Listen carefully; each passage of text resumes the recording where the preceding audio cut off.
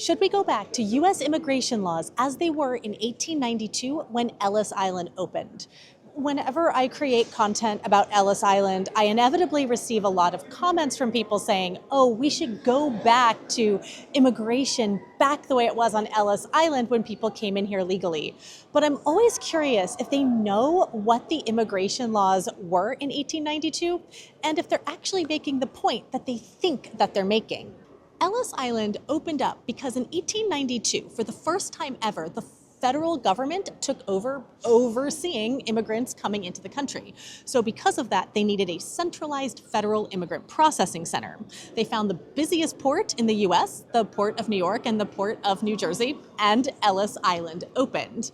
Now, of course, there were restrictions on who could enter, but the restrictions were actually a lot more lenient than they were today. Here are the restrictions in the words of 1892. All idiots, insane persons, paupers, or persons likely to become a public charge, persons suffering from a loathsome or dangerous contagious disease, persons who have been convicted of a felony or other infamous crimes or misdemeanors involving moral turpitude, and polygamists.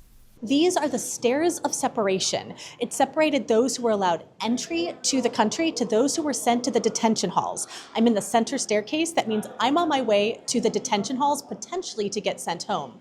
I'm curious, of the 12 million immigrants who were processed here, what percentage do you think was sent back home? Would you believe me if I said that of those 12 million immigrants, just 2% were sent back home?